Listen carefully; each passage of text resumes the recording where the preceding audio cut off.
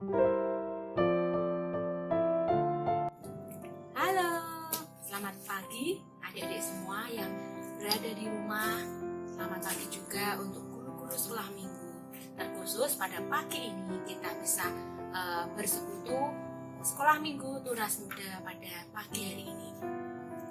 Baik anak-anak, sebelum kita melanjutkan sekolah minggu pada pagi ini, kita akan bersama-sama doa pembukaan. Dan dengan kasih Ibu Retno bisa memimpin doa pembukaan. Baiklah teman-teman, mari kita berdoa untuk mengawali sekolah minggu kita pada pagi hari ini. Ucap syukur Tuhan untuk pertolongan-Mu dalam setiap hari-hari kami, dan terlebih kami mengucap syukur pada pagi hari ini kami boleh kembali berkumpul meskipun masih secara online, tapi kami meyakini bahwa Tuhan hadir di setiap persekutuan kami, dalam hati dan pikiran kami, untuk kami boleh belajar bersama-sama di sekolah minggu pada pagi hari ini. Kami menyerahkan waktu belajar kami Tuhan, izinkan supaya kami boleh mengerti dan kami boleh melakukan firman-Mu Tuhan dalam kehidupan kami. Berkati Ibu Ruth yang akan mengajar pada pagi hari ini, Engkau yang akan memberkati kami semuanya pada sekolah minggu kami. Terima kasih Tuhan Yesus, hanya di dalam nama Tuhan Yesus kami berdoa dan mengucap syukur. Haleluya, amin. Nah, adik-adik semuanya, Ibu ingin bertanya, siapa yang masih ingat pelajaran yang minggu kemarin, pelajaran yang keempat? Kalau kemarin pelajaran yang keempat, kita belajar tentang peduli terhadap pergumulan sesama. Tentunya adik-adik semuanya sudah mengambil suatu hikmat atau mengambil suatu pembelajaran bahwa kita sebagai anak-anak Tuhan harusnya bisa menolong, harusnya bisa peduli dengan baik itu teman kita, saudara kita, dan sesama kita. Nah, adik-adik, sebelum kita melanjutkan di dalam renungan pada pagi hari ini, jangan lupa anak-anak semuanya Alkitab disediakan, menyediakan Alkitab, kemudian persembahan, jangan lupa adik-adik tetap mengumpulkan walau berupa koin ataupun yang lain, dan tentunya pada suatu saat kita bisa membawanya ke gereja dan mempersembahkan yang terbaik untuk Tuhan. Nah adik-adik, sebelum kita melanjutkan ke renungan, kita akan bersama-sama menyanyikan sebuah lagu dan kita bisa mengikutinya. Ampuni aku Tuhan.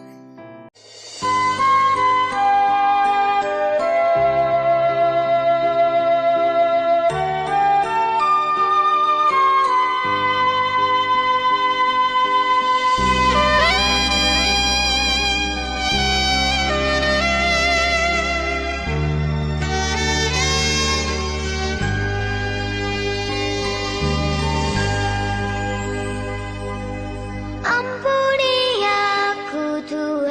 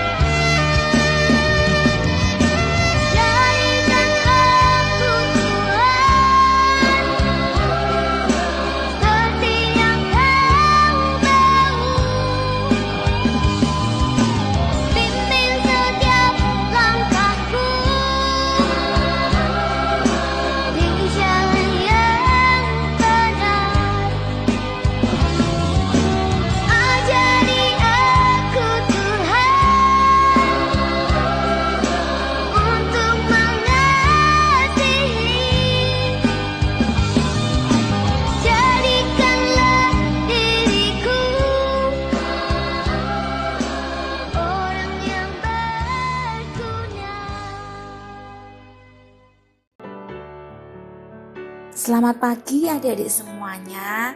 Minggu ini kita akan belajar di pelajaran yang kelima. Pelajaran yang kelima dengan judul Bersikap Tegas Terhadap Dosa. Berikut ini diambil dari 1 Korintus 5 ayat 1 sampai 13. Sebelum kita melanjutkan renungan ini, Ibu ingin sekali bertanya kepada kalian. Gambar buah apakah ini? Tentu kalian pasti tahu dan semuanya bisa menjawab ya. Betul sekali. Buah apel. Nah, anak-anak, bagaimana rasanya? Tentu ada yang bisa menjawab ya. Manis, betul. Agak asam, betul. Dan masih banyak lagi. Tentunya anak-anak masih ingat awal mula Adam dan Hawa jatuh ke dalam dosa, yaitu di mana di Taman Eden. Apa yang mereka lakukan? Mereka memakan buah yang berada di Taman Eden, yaitu digambarkan simbolnya adalah buah apel. Padahal Tuhan Yesus sudah melarangnya. Akibatnya apa anak-anak? Mereka jatuh ke dalam dosa karena melanggar perintah Tuhan. Nah, kita akan belajar di bab pertama, yaitu apakah yang dimaksud dengan dosa?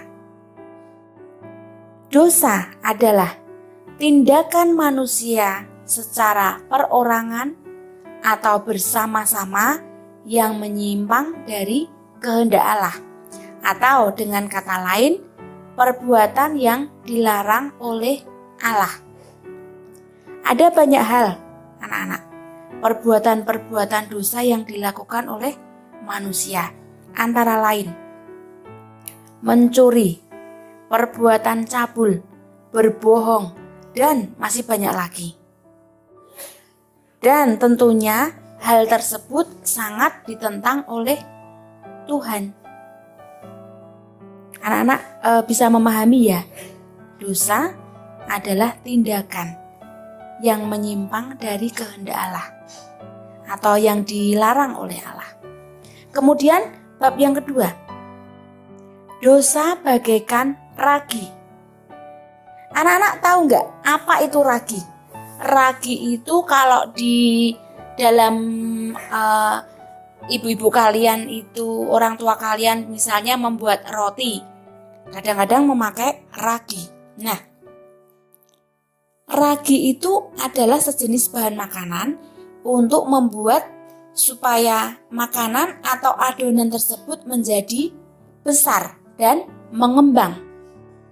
Nah, dosa di sini bisa digambarkan sebagai ragi.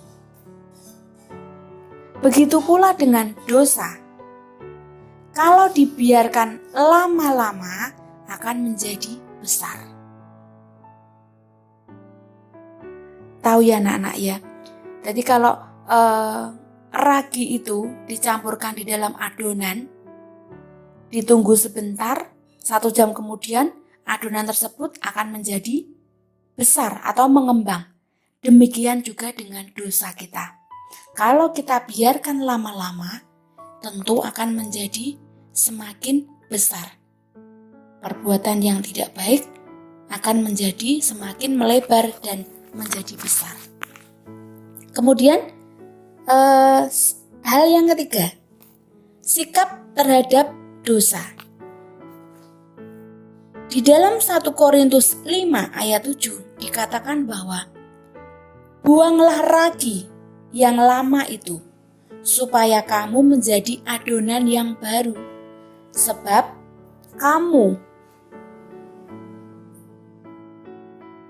kamu memang tidak beragi.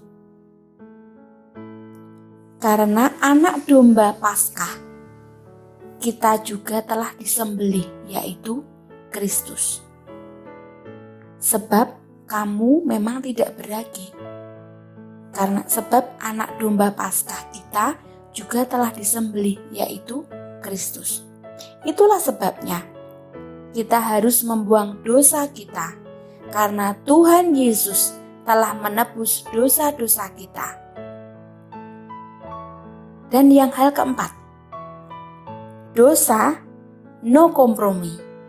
Artinya, dari perbuatan-perbuatan dosa di atas yang telah kalian baca, sikap anak-anak harus yang pertama, tegas, kemudian bersedih, dan yang ketiga adalah membuang segala dosa.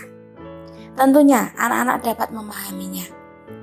Sikap tegas yang bagaimana di dalam melakukannya. Contoh, mungkin teman kalian menawari rokok atau menawari hal-hal yang tidak berkenan di hadapan Tuhan. Anak-anak pun juga harus mempunyai sikap dan bisa menolak secara tegas, tidak, atau jangan lakukan. Nah, ngerti ya anak-anak ya. Kemudian yang kelima, bab yang kelima, aku tidak mencintaimu. Dalam hal ini adalah perbuatan dosa. Anak-anak bisa memilih dan mencontoh sikap yang baik dan buruk di dalam kehidupan sehari-hari kalian. Dari bab pertama sampai yang kelima, anak-anak tentu bisa memahami dosa, kemudian sikap kalian terhadap dosa, dan perbuatan-perbuatan yang harus kalian lakukan supaya berkenan di hadapan Tuhan. Nah, sebelum kalian Ibu mengakhiri renungan pada pagi ini, kita akan bersama-sama membaca ayat hafalan. Ayat hafalan diambil dari Mazmur 109 ayat 11. Mazmur 119 ayat yang ke-11. Kita akan baca bersama-sama 2 kali ya anak-anak ya.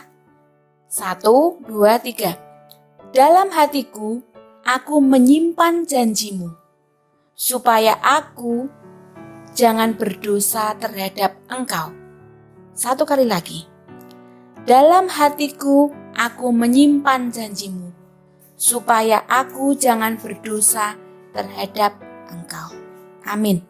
Nah, sebelum Ibu mengakhiri, jangan lupa anak-anak tetap membaca firman Tuhan dari hari Senin sampai Sabtu.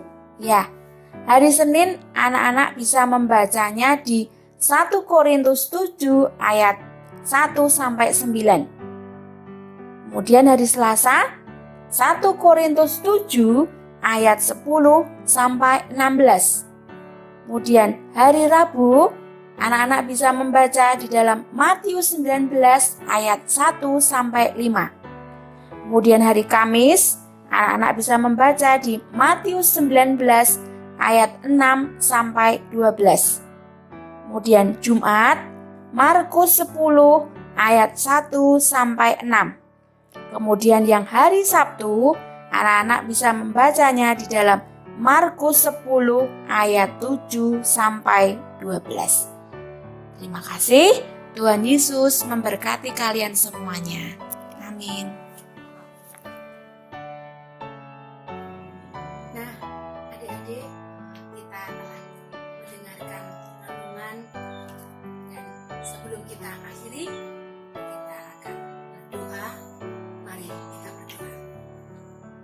Terima kasih Tuhan untuk pelajaran minggu ini Tuhan, karena kami boleh diingatkan, karena kami senantiasa selalu berharap kepada Tuhan dan takut akan dosa.